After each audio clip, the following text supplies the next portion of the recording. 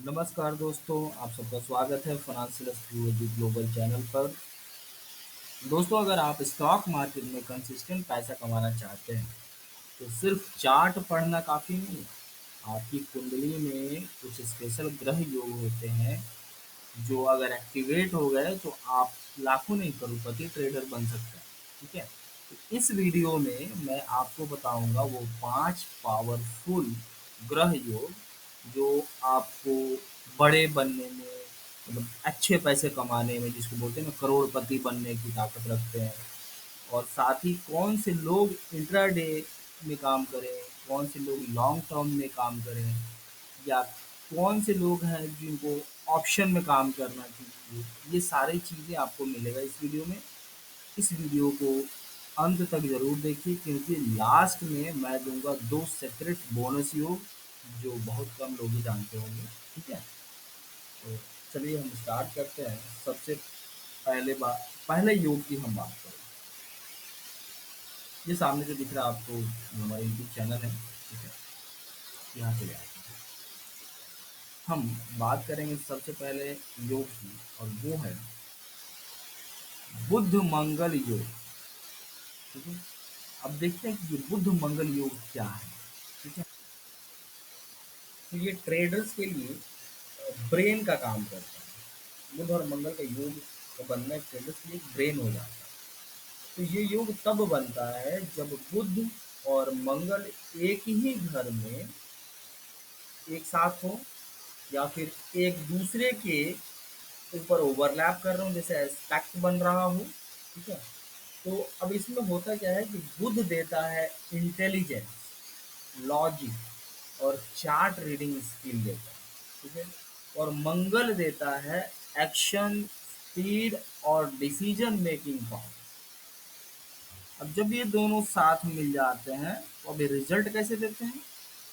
ये योग बनाता है एक परफेक्ट इंट्राडे या स्काल्पिंग ट्रेडर। अगर आपके कुंडली में सारे योग हैं, तो आप भी एक परफेक्ट इंट्राडे ट्रेडर हैं। मैं एक एग्जांपल बताता हूँ। एक आदमी था, जिसका बॉर्न था 92 का। ठीक है, उनकी कुंडली में थर्ड हाउस में बुध और मंगल का योग था। उन्होंने प्राइस एक्शन सीखा, और एक साल में ही, मतलब कैपिटल के अकॉर्डिंग, डेली का 20 से 30 हज़ार प्रॉफिट बनाना स्टार्ट किया। ठीक है, और वो कैसे करते थे? इंट्राडे से। लेकिन ये चीज़ें अब उन्होंने समझी थी, अपने होरोस्कोप को देखा था, अपने कुंडली को देखा था, बर्थ चार्ट को समझा था, और एनालिसिस किया था कि हमें किसमें काम करना चाहिए। तो वो परफेक्शन था, है ना, कि मैं इस चीज़ में सक्सेस हूँ तो मैं इसमें काम करूँगा, मैं उसमें सक्सेस हूँ, मेरा करियर उसमें है तो उसमें काम करूँगा। उसके हिसाब से इन्होंने समझा था, फिर सीखा था, फिर काम किया था। इसीलिए मैं बोलता हूँ कि हर एक इंसान को जो बड़े लेवल पे पहुँचना चाहते हैं, थोड़ा बहुत इस पे काम कर लेना चाहिए, अपने बर्थ चार्ट को समझ लेना चाहिए। ठीक है, अब उस इंसान के लिए बेस्ट स्टाइल हो गया इंट्राडे ऑप्शन सेलिंग। ठीक है, और चेक कर लेना चाहिए कि उसका जो बर्थ चार्ट है, उसमें third, six, tenth, 11th house अगर एक्टिव हो, तो बोलते हैं ना कि लक्ष्मण रेखा खींच गई है। उसके लाइफ में एक लक्ष्मण रेखा खींच जाती है, उसके करियर में एक लक्ष्मण रेखा टाइप खींच जाती है, जहाँ से उसको सक्सेस मिलना ही मिलना है। ठीक है, चलिए सेकंड योग की हम बात करते हैं। विजनरी इन्वेस्टर्स, जिसको हम कह सकते हैं गुरु और बुध का योग। ठीक है, गुरु और बुध का योग, जिसको हम विजनरी इन्वेस्टर भी कह सकते हैं। मैं थोड़ा सा आपको लिख के दिखाता हूँ। ये हो गया विजनरी। ठीक है, पहला हमने बात किया था, यहाँ पर आ गया तो आपको ध्यान में रहा है, बार बार आपको रिवाइंड करना होगा। ठीक है, दूसरा हो गया गुरु और बुध का योग, इसको विजनरी इन्वेस्टर कह सकते हैं। जब बुध और गुरु कंजम्पशंस या एस्पेक्ट में हो, मतलब एक दूसरे को ओवरलैप कर रहे हो, तो ये योग बनता है। गुरु देता है विजन, पैसेंस और अंडरस्टैंडिंग ऑफ वैल्यू इन्वेस्टिंग, और बुद्ध देता है लॉजिक और फाइनेंशियल विजडम, जो कि अभी हमने जस्ट प्रीवियस योग में देखा था।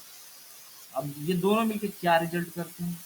ये लोग लॉन्ग टर्म या स्विंग इन्वेस्टमेंट में माहिर हो जाते हैं। जिनके कुंडली में ये योग रहता है गुरु बुध का, तो उनके लिए स्विंग या फिर लॉन्ग टर्म जैसा मार्केट में काम करना चाहिए। जिन लोगों को ये इंट्राडे, स्कैल्पिंग, ये सब में काम नहीं करना चाहिए। ठीक है। इसमें मैं एक एग्जांपल देता हूँ आपको। एक फीमेल थी, अ, और जिनकी कुंडली में फिफ्थ हाउस में बुध और गुरु का योग था। ठीक है। उन्होंने टीसीएस और एचडीएफसी बैंक जैसे स्टॉक्स 2010 में लिए, और 2020 तक मल्टी, मतलब हाई वैल्यू पोर्टफोलियो उनकी हो गया। ठीक है। ये एक एग्जांपल मैंने कहीं से किसी बुक से पढ़ा था। ठीक है।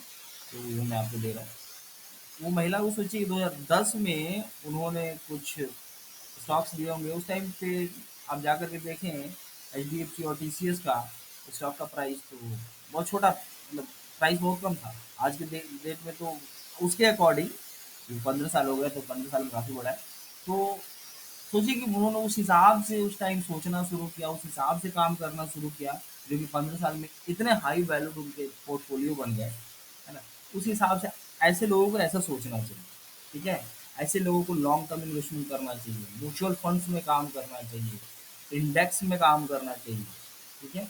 और इन लोगों को एक चीज़ चेक करना चाहिए कि सेकंड, फिफ्थ, नाइन्थ, अगर ये तीनों में से कोई भी हाउस स्टेबल है, तो उनके मतलब कुंडली में तीनों में से कोई भी अगर हाउस स्टेबल है, तो फिर समझिए उनके लिए भी यहाँ पे एक लक्ष्मण रेखा टाइप का दिख रहा है इस सेक्टर में।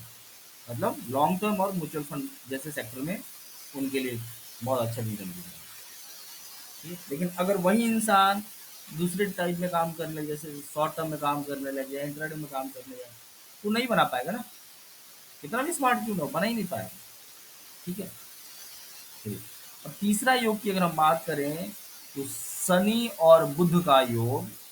ठीक है। अब ये योग जिनके कुंडली में होता है वो option seller, rule based trader, ऐसे लोग होते हैं। ठीक है।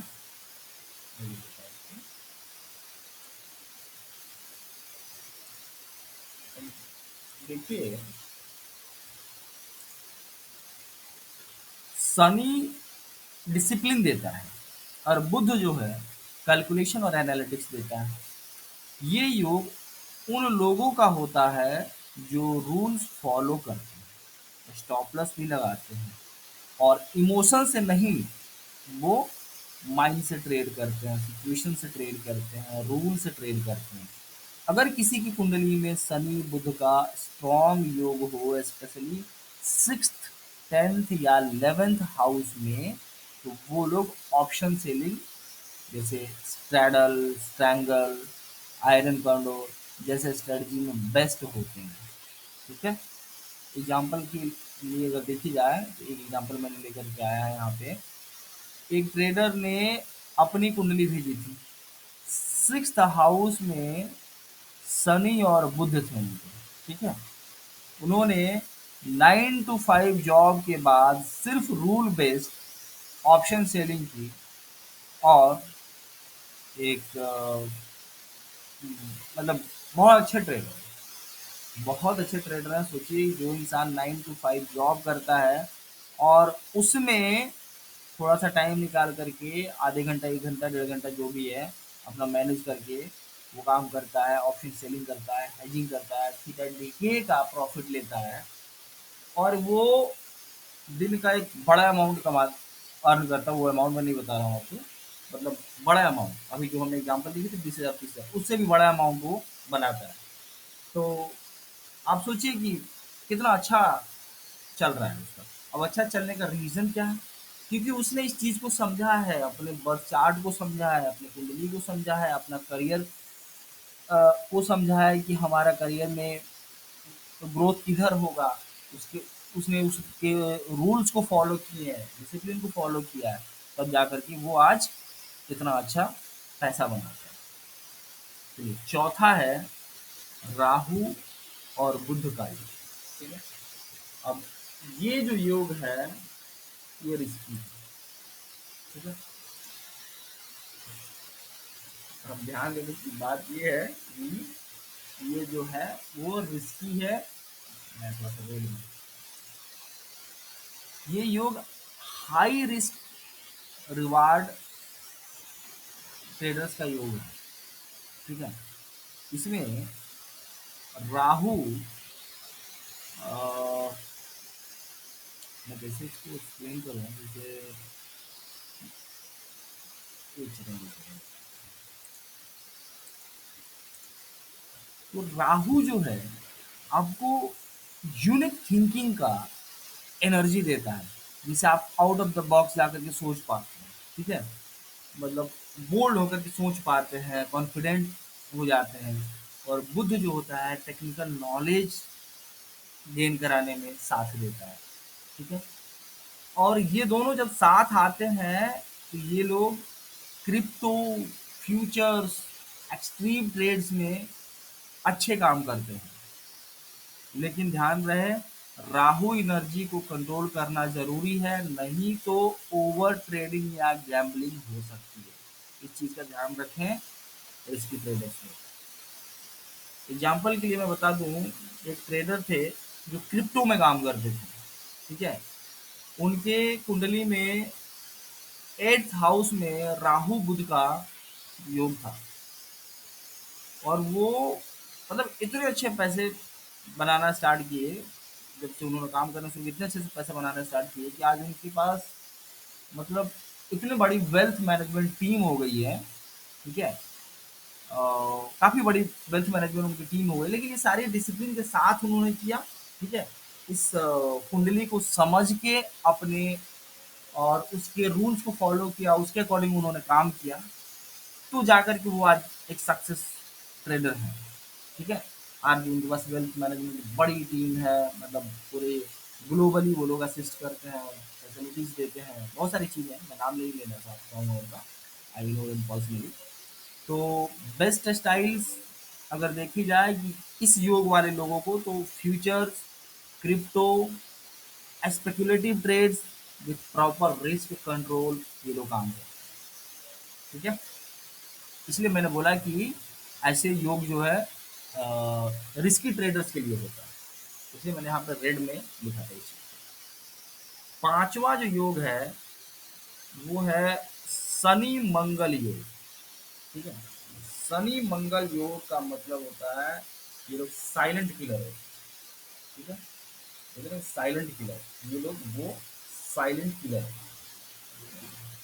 साइलेंट किलर क्यों है इस चीज को समझो। जब शनि और मंगल दोनों एक हाउस में हो, स्पेशली थर्ड, सिक्स्थ या 11th हाउस में, ये लोग साइलेंट बट पावरफुल ट्रेडर्स होते हैं।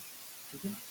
ये लोग लॉन्ग टर्म भी करते हैं, इंट्रा डे भी करते हैं, लेकिन उनका फोकस रिस्क मैनेजमेंट और स्लो कंपाउंडिंग पे होता है। समझ रहे हैं? मतलब ये है कि आज हम निफ्टी में काम करते हैं, कुछ लोग आते हैं निफ्टी में बाई करना। मेरे को बाई क्यों करना भाई? मैं 5,000 का कैपिटल लेके आया हूँ, एक लॉट तो खरीद ही सकता हूँ। एट द मनी के आसपास में 5,000 10,000 के आसपास में तो एक लॉट खरीद ही सकता हूँ। अब मैंने खरीद लिया और मार्केट ने मोमेंटम देना शुरू किया, तो भाई ये मेरा पैसा जो है दिन में ही 4 गुना 5 गुना हो जाएगा, 400 500% दिन में ही बढ़ जाएगा। ठीक है। तो अ, ऐसे कंडीशन में क्या होता है कि हमारा बहुत बड़ा, हम बहुत अमीर हो जाएंगे, बहुत जल्दी पैसा बनेगा, लेकिन होता क्या है इन दम, देखिए कि बाई करना तो है ही नहीं ट्रेडिंग सिस्टम के अलावा, इस सिस्टम में। तो वो इन द मंथ वो क्या हो जाता है, इन द मंथ का इन द वीक, कभी इन द डे कैपिटल हो जाता है जीरो, हो जाता है साइलेंट। या फिर कहीं और से पैसा उठाते हैं, फिर डालते हैं, फिर कुछ दिन बाद जीरो होता है। कभी 2,000 कमा भी लिए, कभी 4,000 डुबा भी दिए, कभी 10,000 भी का कैपिटल चला गया, कभी 20,000 भी आ गया। इसमें कोई रेशियो नहीं होता, ठीक है? तो ऐसे नहीं काम करते हैं वो, ये लोग, ये शनि मंगल वाले जो लोग होते हैं ऐसे काम नहीं करते। उनका क्या होता है कि भाई मेरे को क्या टारगेट है, महीने में कमाना है मेरे को 30%, ठीक है?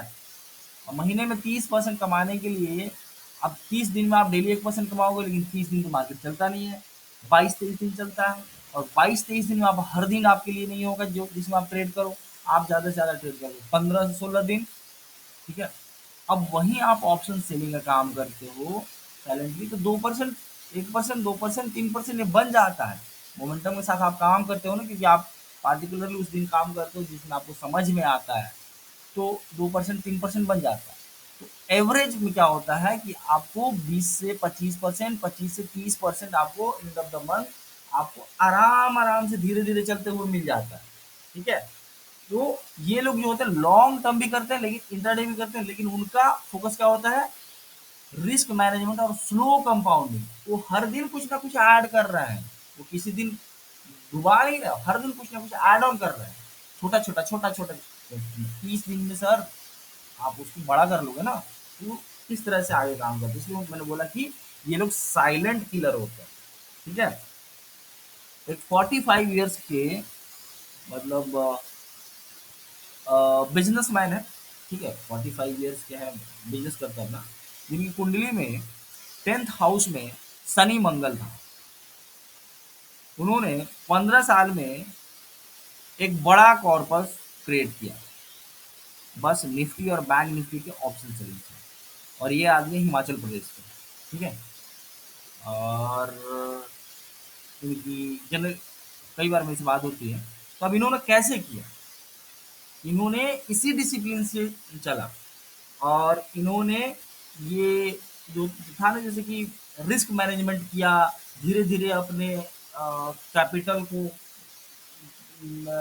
जो प्रॉफिट है उसको कंपाउंड करते गए, और इस हिसाब से उन्होंने अच्छा काम कर लिया, ठीक है? तो जिनके योग कुंडली में शनि और मंगल का योग है, और खासकर मैंने बताया था कि थर्ड, सिक्स्थ या 11th हाउस में बन रहा है, तो वो लोग स्विंग ट्रेडर्स हो सकते हैं, वीकली ऑप्शन सेलर सेलिंग का काम कर सकते हैं, मंथली स्ट्रेटजी प्लेयर्स पे काम कर सकते हैं, ठीक है? इस चीज़ का ध्यान रखें। ठीक। एक और, मैं जिस स्टार्टिंग में बोला था कि 2 बोनस पॉइंट की बात करूँगा लास्ट में। तो पहला बोनस पॉइंट मैं बता रहा हूँ आपको। तो पहला बोनस पॉइंट है नीच भंग राजयोग, ठीक है? मैं लिख के दिखाता हूँ, वैसा यूनिक लगेगा आपको कि क्या बोल रहा हूँ, यहाँ से समझिएगा। ये है नीच भंग राजयोग, जब सेकंड और 11th हाउस में होता है। मतलब अगर किसी ग्रह का नीचा होने के बाद उसका नीच भंग हो जाए, ठीक है? और वो सेकंड और 11th हाउस में तो बहुत बड़ा फाइनेंशियल रिवर्सल हो सकता है नहीं, जनरली हो जाता है, ठीक है? अब ये इस वर्ड से आप नहीं घबराइए, नीच भंग के बारे में आपको घबराना नहीं है। नॉर्मली से नीच भंग राजयोग आप गूगल करेंगे ना, आपको उसके बारे में डिटेल्स मिलेगा। मुझे पता है नया वर्ड है। ये योग मतलब तब बनता है जब कोई ग्रह अपनी नीच राशि में होने के बाद भी शुभ फल देने लग जाता है ना? नीच भंग राजयोग एक ऐसे ग्रहों की नीचता को भंग करता है जो आमतौर पर अशुभ फल प्रदान करते हैं, और उसे एक शक्तिशाली राजयोग में बदल देते हैं, ठीक है? नीच भंग का मतलब आप समझ गए होंगे। और नहीं भी समझे हो तो थोड़ा सा गूगल कर लीजिए, इसके बारे में बहुत सारा इंफॉर्मेशन मिल जाएगा।